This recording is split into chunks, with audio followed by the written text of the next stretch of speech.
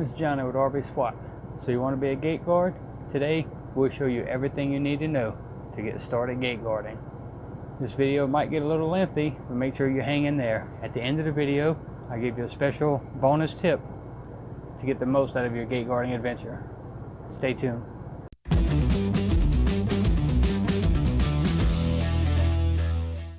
Hey guys, thanks for tuning in. And as you know, me and Tracy are currently gate guarding in South Texas right now. So if I'm talking a little low, it's because Tracy is actually sleeping right now. It's my shift to watch the gate, so she's getting her some sleep. So I apologize if I'm talking a little low. I just wanted to take the time to kind of go over everything you need to know to become a gate guard. When we first started, there was a lot of research we had to be done, and there wasn't much out there showing you step by step, so I thought I'd put one together. So you have to bear with me, my notes. So if you see me looking down, I apologize, but I do have notes. I want to make sure I don't miss anything. So gate guarding. First, let's talk about the job requirements for gate guarding. What do you need to become a gate guard, or what do you have to have? So some of the job requirements: one, you have to be 18 years or older. You are an independent contractor, so you will have a 1099 form. So you are responsible for your own taxes. You are self-employed. So before you jump into this, make sure you're willing to deal with your own taxes, or know enough about it to be an independent contractor. You're going to have to pass an extensive background check and drug screening. You must be a team or a couple. The reason for that is these gates are 24/7, so someone has to be awake at all times and manning the gate. So it does need to be a team of 2 people. It can be, a couple, you can be friends, you can be whatever. As long as there's 2 people in the RV and someone's awake at all times, covering the gate 24/7. Must have your own RV. Now, you've seen in my other videos 5 types of gate guards, or 5 types of gates. I'll link to that up here. Sometimes you can be in shacks and things like that, so I'm kind of tailoring this video for who wants to be RV gate guards. You want to work out of your RV. So you have to have an RV. Company does provide the water, fuel, generator, septic so that stuff will be on site for you. And let's see, and the pay normally ranges anywhere from $150 to $200 a day, depending on the gate. So great, everything sounds fine. You're ready to go. You're ready to get started. Johnny, how do I get started? What do I need to do first? Well, I'm glad you asked. So the first thing you need to do, or the first thing I would do anyway, you don't have to do it in this order, but the first thing I would do is kind of, look around and figure out what company you want to work for, and start with getting their information and contact information for them, because there's going to be a thing called a company license number. You don't have to have one, but you'll see when we get into the application process for your your security license and tests, it's easier if you already have the company license number. So find the company that you want to work for, contact them, and get their company license number for your application for your license. Once you have that information, jump over to website. It's a TOPS website, TOPS. I'll have a link. All the links will be in the description of this video. So all the links that I talk about, or all the websites that I talk about, will be linked down below. Also, any products that you may need, I'll put links to things down below to get you started. But you'll go to TOPS website and you'll click individual application.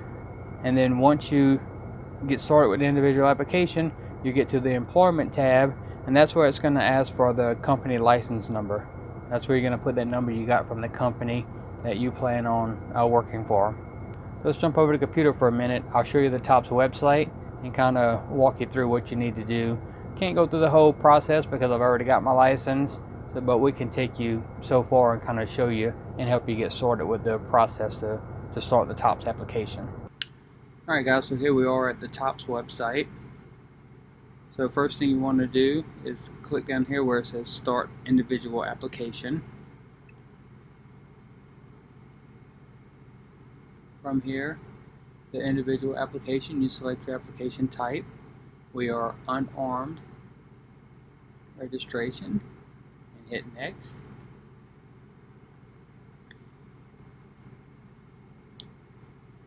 And then here we're going to pick non-commissioned security officer.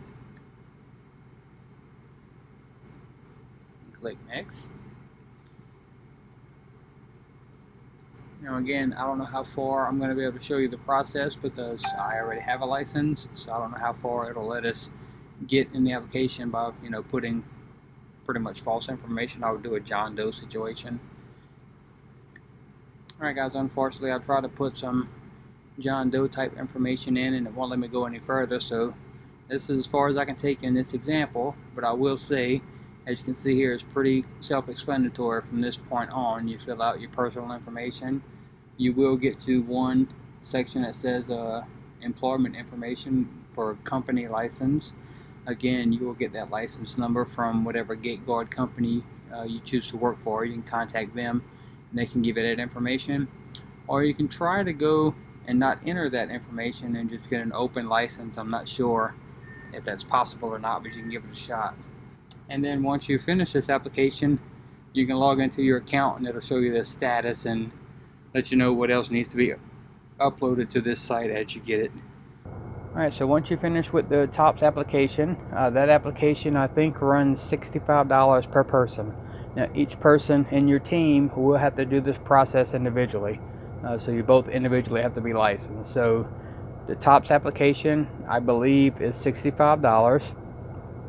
Once the application is complete, you will get an email from TOPS and it should have it's either called a CCR or a transaction number. That transaction number or CCR number is going to be used to set up your fingerprints at a company called Identigo. So again, I'll put the links down below for all this. You'll get an email with the link also telling you to schedule your fingerprints. So you will click the link, go to the Identigo website, and then you're going to put in the transaction number, and then you got to choose a location. The Texas Board of Private Investigators on Identigo, and you're going to schedule or manage an appointment. So when you click schedule or manage an appointment, you'll have to fill out your information. That email that you get from TOPS should have your UEID. So you're actually going to click here, put in that ID from the email and your date of birth, and hit next. Once you do that, it's going to verify that you're in the system, and from that point you will just search and find the identical location nearest you and then schedule an appointment. The appointment time slots are like every 10 or 15 minutes or something like that. So find one closest to you, schedule your appointment, drive to that location and get your fingerprints done. Once your fingerprints done and your photo is taken, that information is automatically sent from Identigo over to TOPS. So within 24 to 48 hours, that pending status on your TOPS application for fingerprints will actually show completed. Now, I will say this. If you get your fingerprints done in the state of Texas, it's only $10 at Identigo. Like me, we were in Louisiana when we were going through the application process, so that wasn't an option. Now I know I could have waited until I got here and done it, but I wanted to be licensed whenever I got here, so you have to make that decision. If you do it outside of Texas, it's an additional, I think it was $50 for out of state plus the 10. So I think it was $40, $50 or $60 per person to get fingerprints done.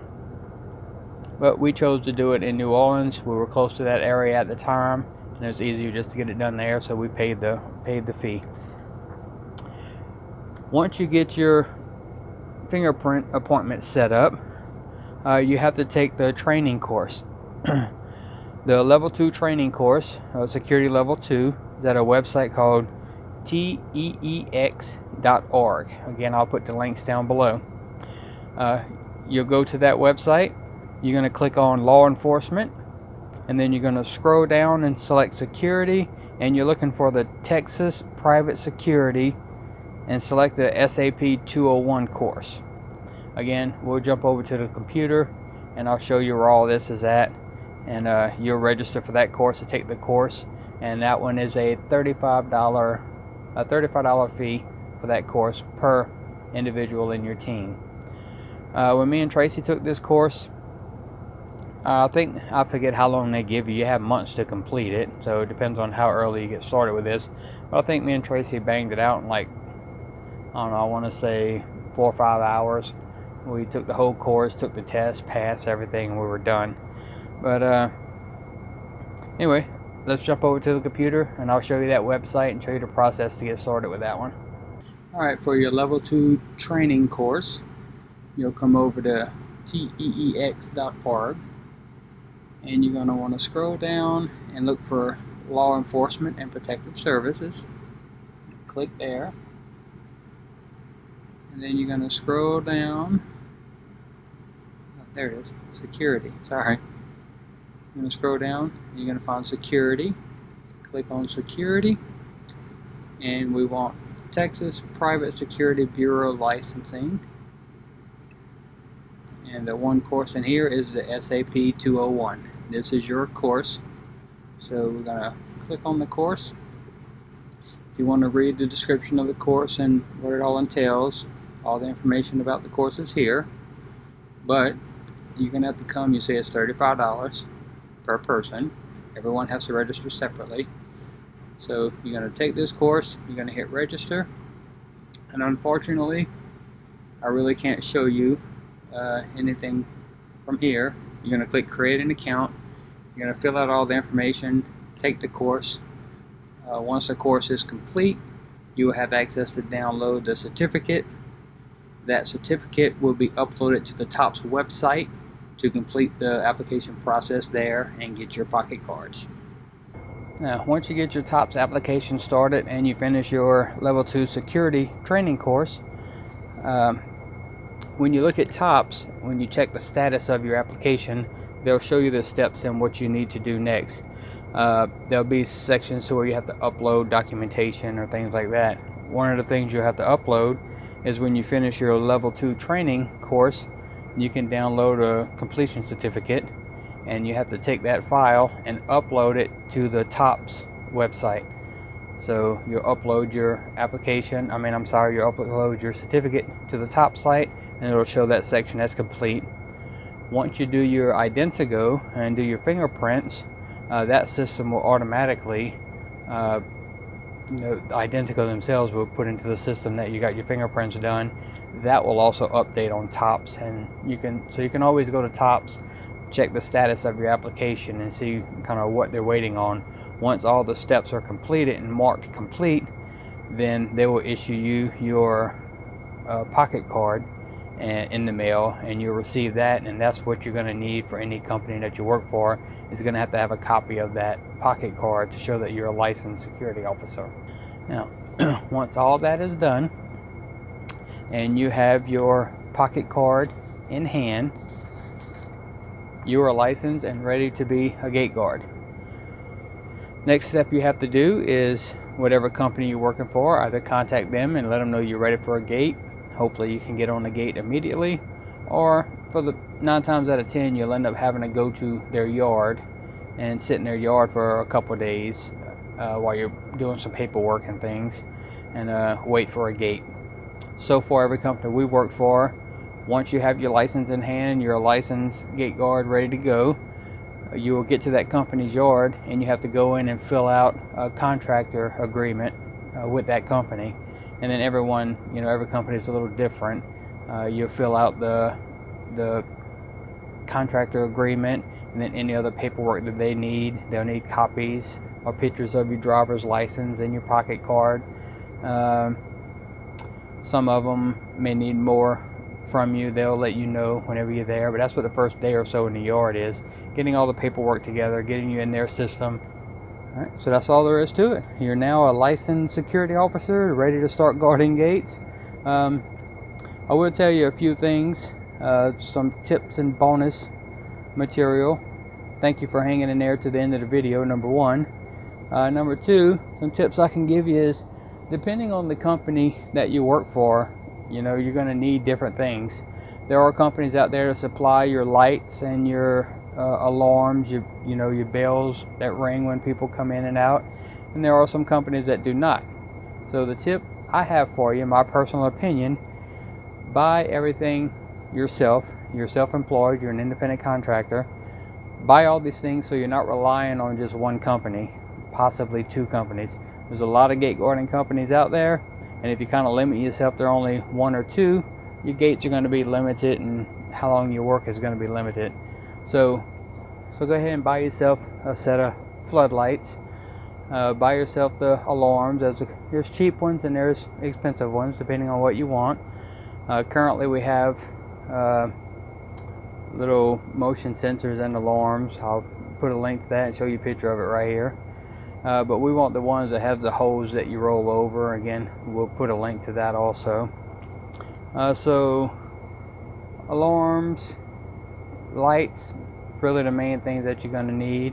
PPE equipment, depending on what type of gate you're on, you're going to need hard hats and safety glasses and vests, and some companies supply this stuff and some don't. So again, you just have to take that into consideration of what you want to purchase to get started and what you want to just wait and purchase along the way. We're taking it piece by piece. Some things we own, some things we don't.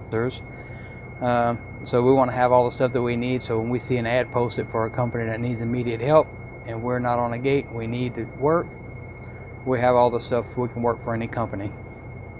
One other piece of equipment I would highly recommend is, especially out here in South Texas from what I noticed, get a WeBoost, a cell phone booster. If you have any other questions about becoming a gate guard, make sure you comment below. We'll help out as much as we can. And if you're a gate guard that's been doing this a while, because we're still new to it, but if you have any advice for the newcomers, make sure you put that in the comments below too. Anything you want to add to this video, comment, let us know. Anything that will help make it a little easier for people to go through this process. But again, if you have any questions, let me know. I'm here to help, and I hope you enjoyed it. Don't forget to subscribe, and we will see you in the next video.